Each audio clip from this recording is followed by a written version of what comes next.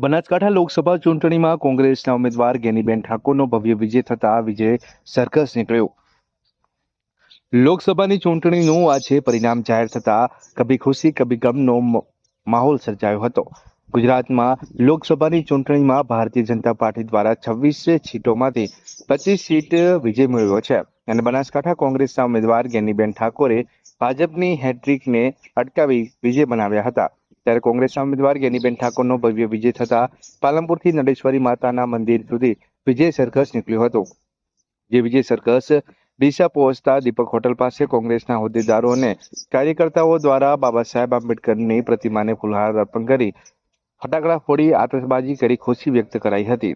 જ્યારે વિજય સર્કસમાં ગેનીબેન ઠાકોર સહિત ઠાકરસિંહભાઈ રબારી, ગુલાબસિંહ રાજપૂત, નરસિંહભાઈ સહિત મોટી સંખ્યામાં કોંગ્રેસના ઉમેદવારો અને હોદ્દેદારો સાથે કાર્યકર્તાઓ જોડાયા હતા।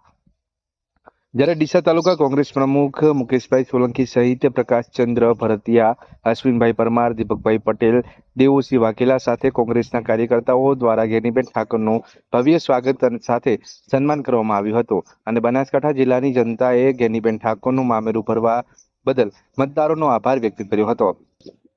સમગ્ર ગુજરાતમાં બનાસકાંઠા લોકસભાની સીટ રસાકસી જામી હતી અને કાંટેકી ટક્કર જોવા મળી હતી।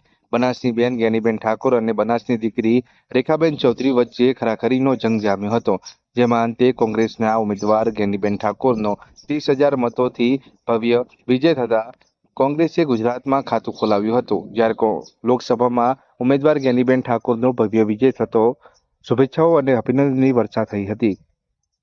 જ્યારે ભાજપ ઉમેદવાર રેખાબેન ચૌધરીની હાર થતા ભાજપ સાવણીમાં છોપો પડી જવા પામ્યો હતો।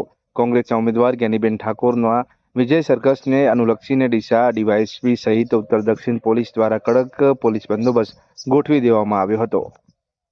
બનાસકાંઠા લોકસભાની ચૂંટણીમાં જંગી બહુમતીથી અમારા કોંગ્રેસના ઉમેદવાર ગેનીબેન ઠાકોરનો ભવ્ય વિજય થયો છે અને બનાસનો અવાજ લોકસભા સુધી પહોંચાડવા માટે ગેનીબેન સક્ષમ છે, મજબૂત છે અને મજબૂતાઈથી લડશે અને બનાસકાંઠાના પ્રાણ પ્રશ્નોને વાચા આપશે અને બનાસકાંઠાની પ્રજાનો ખૂબ ખૂબ આભાર અને ઇન્ડિયા ગઠબંધનનો પણ ખૂબ ખૂબ આભાર। ઇન્ડિયા ગઠબંધન સાથે રહી અને બેનને ખૂબ ખોબલે વોટ આપ્યા છે અને આગળ પણ બેન આપણા જિલ્લા માટે લડતા રહેશે।